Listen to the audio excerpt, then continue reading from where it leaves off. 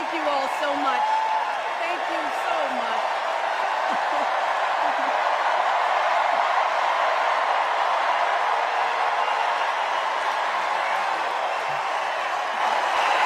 Okay.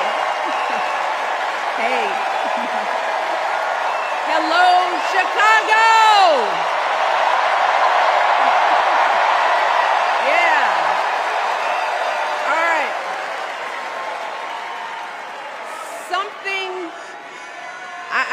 Something wonderfully magical is in the air, isn't it? Yeah. You know, we're feeling it here in this arena, but it's spreading all across this country we love. A familiar feeling that's been buried too deep for far too long. You know what I'm talking about. It's the contagious power of hope. The anticipation, the energy, the exhilaration of once again being on the cusp of a brighter day. The chance to vanquish the demons of fear, division, and hate that have consumed us and continue pursuing the unfinished promise of this great nation, the dream that our parents and grandparents fought and died and sacrificed for. America, hope is making a comeback. Yeah.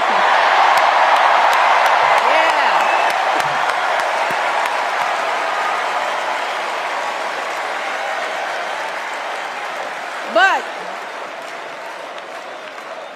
to be honest, I am realizing that until recently, I have mourned the dimming of that hope. And maybe you've experienced the same feelings. Is that deep pit in my stomach, a palpable sense of dread about the future. And for me, that mourning has also been mixed with my own personal grief. The last time I was here in my hometown was to memorialize my mother, the woman who showed me the meaning of hard work and humility and decency, the woman who set my moral compass high and showed me the power of my own voice. Folks,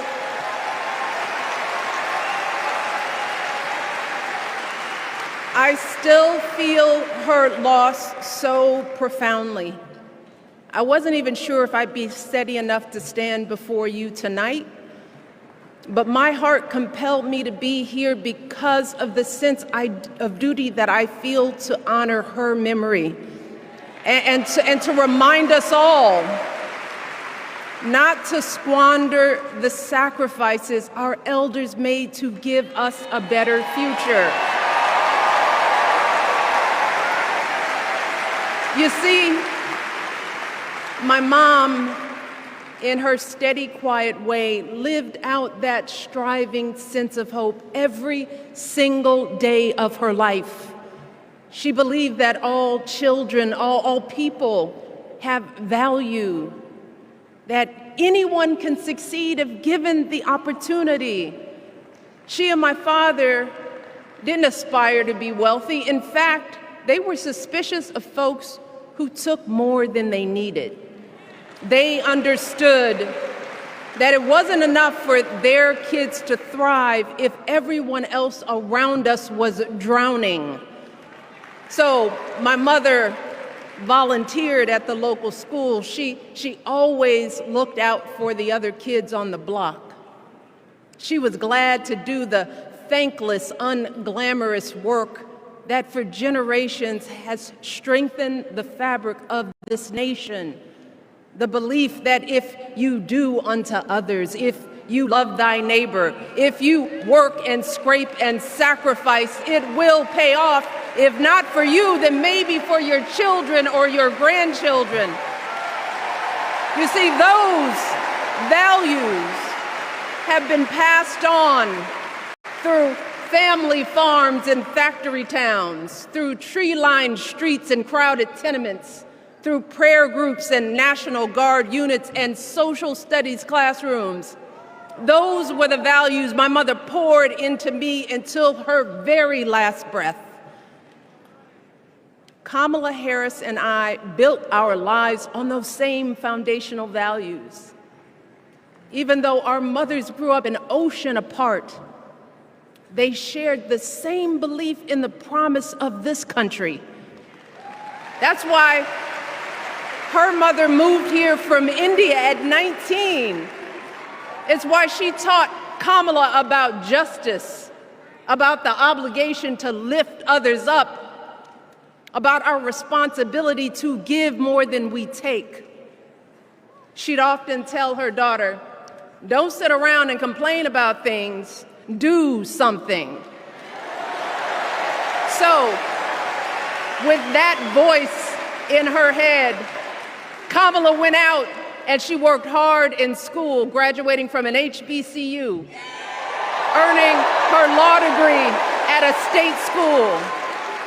And then she went on to work for the people, fighting to hold lawbreakers accountable, strengthening the rule of law, fighting to get folks better wages, cheaper prescription drugs, a good education, decent health care, child care, elder care. From a middle-class household, Kamala worked her way up to become Vice President of the United States of America. My girl, Kamala Harris, is more than ready for this moment. She is one of the most qualified people ever to seek the office of the presidency. And she is one of the most dignified. A tribute to her mother, to my mother, and to your mother too. The embodiment of the stories we tell ourselves about this country. Her story is your story. It's my story. It's the story of the vast majority of Americans trying to build a better life. Look, Kamala knows, like we do, that regardless of where you come from, what you look like, who you love, how you worship, or what's in your bank account, we all deserve the opportunity to build a decent life. All of our contributions deserve to be accepted and valued. Because no one has a monopoly on what it means to be an American. No one.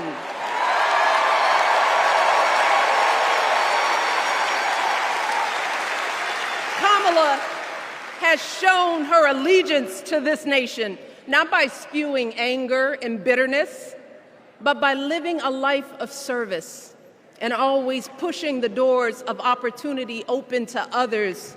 She understands that most of us will never be afforded the grace of failing forward. We will never benefit from the affirmative action of generational wealth.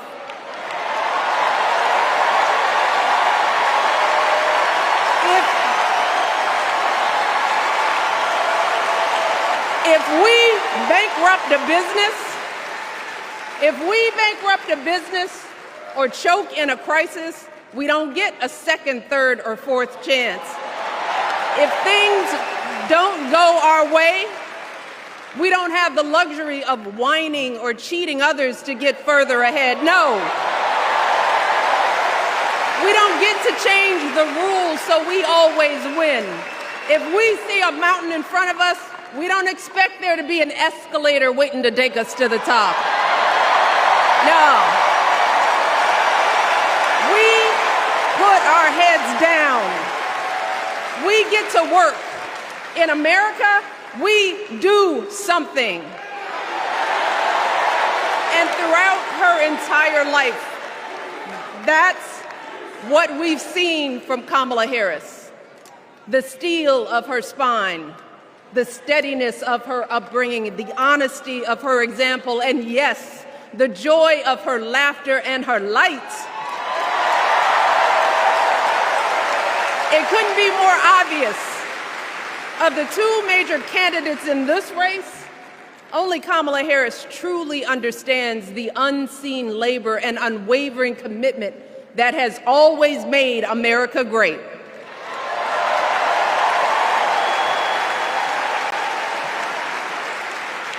Now, unfortunately, we know what comes next. We know folks are going to do everything they can to distort her truth. My husband and I sadly know a little something about this.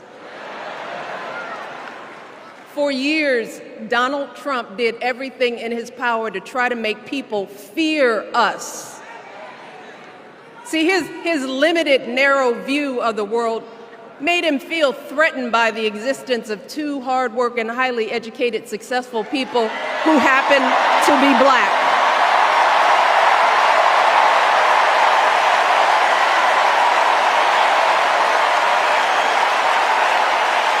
Wait.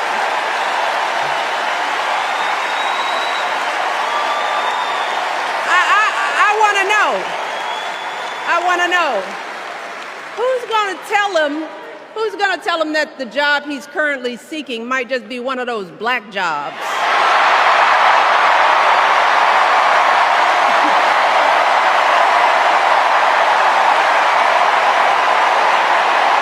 Look,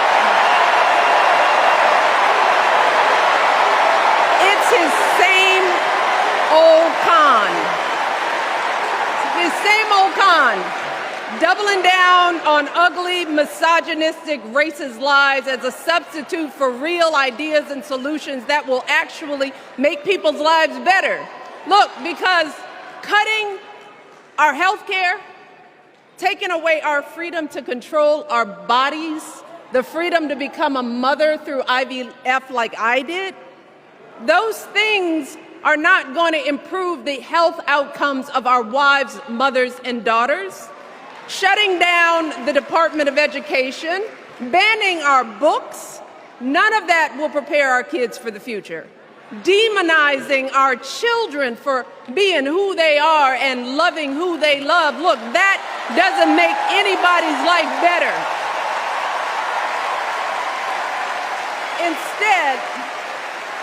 Instead, it only makes us small. And let me tell you this, going small is never the answer. Going small is the opposite of what we teach our kids. Going small is petty, it's unhealthy, and quite frankly, it's unpresidential.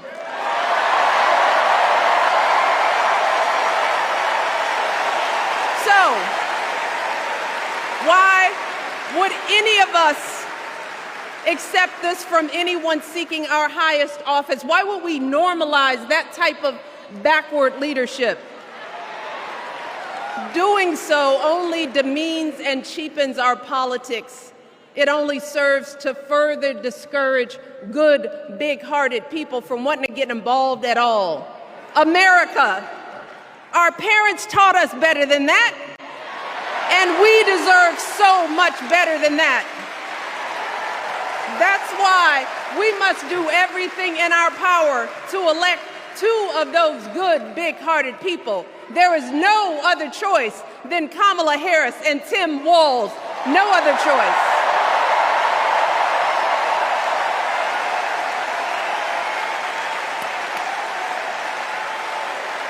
But as we embrace this renewed sense of hope, let us not forget the despair we have felt. Let us not forget what we are up against. Yes, Kamala and Tim are doing great now. We're loving it. They're packing arenas across the country. Folks are energized. We are feeling good. But remember, there are still so many people who are desperate for a different outcome, who are ready to question and criticize every move Kamala makes, who are eager to spread those lies, who don't want to vote for a woman, who will continue to prioritize building their wealth over ensuring that everyone has enough. So no matter how good we feel tonight or tomorrow or the next day, this is going to be an uphill battle. So folks, we cannot be our own worst enemies. No. See, because the minute something goes wrong, the minute a lie takes hold, folks, we cannot start wringing our hands. We cannot get a Goldilocks complex about whether everything is just right. And we cannot indulge our anxieties about whether this country will elect someone like Kamala instead of doing everything we can to get someone like Kamala elected.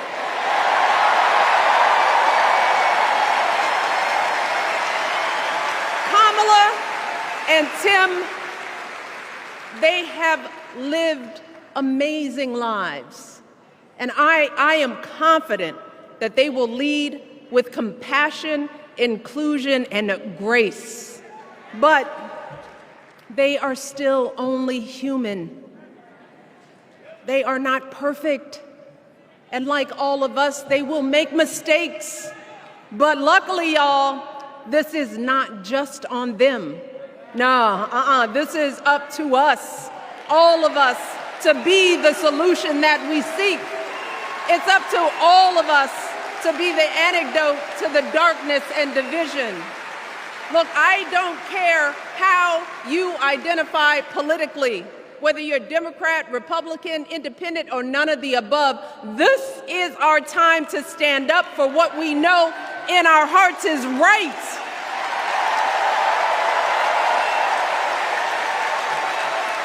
To stand up, not just for our basic freedoms, but for decency and humanity, for basic respect, dignity, and empathy, for the values at the very foundation of this democracy. It's up to us to remember what Kamala's mother told her. Don't just sit around and complain, do something. So, if they lie about her, and they will, we've got to do something. If we see a bad poll, and we will, we got to put down that phone and do something. If we start feeling tired, if we start feeling that dread creeping back in, we got to pick ourselves up, throw water on our face, and what? Do something. We only have 2.5 months, y'all, to get this done. Only 11 weeks to make sure every single person we know is registered and has a voting plan. So, we cannot afford for anyone America to sit on their hands and wait to be called. Don't complain if no one from the campaign has specifically reached out to you to ask you for your support. There is simply no time for that kind of foolishness. You know what you need to do. So, consider this to be your official ask. Michelle Obama is asking you, no, I'm telling y'all to do something.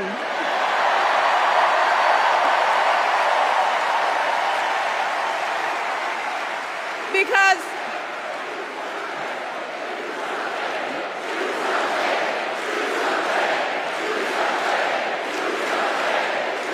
you all, this election is going to be close. In some states, just a handful, listen to me, a handful of votes in every precinct could decide the winner. So we need to vote in numbers that erase any doubt.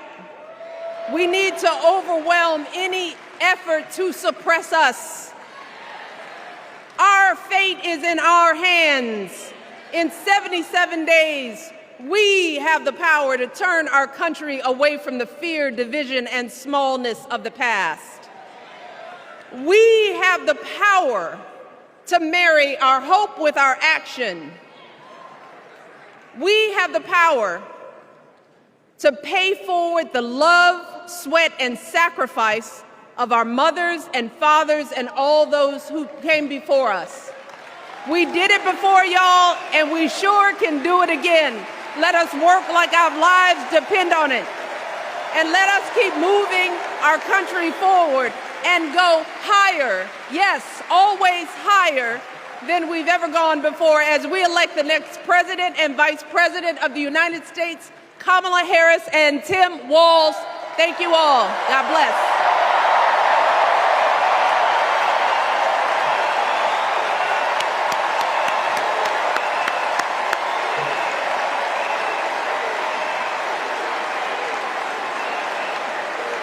Now, before I go, I have one more job tonight.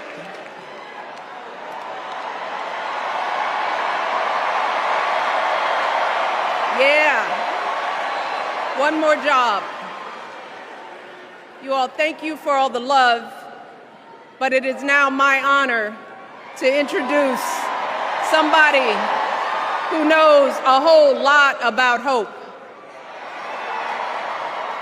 Someone who has spent his life strengthening our democracy, and let me tell you, as someone who lives with him, he wakes up every day, and thinks about what's best for this country. Please welcome America's 44th President and the love of my life, Barack Obama.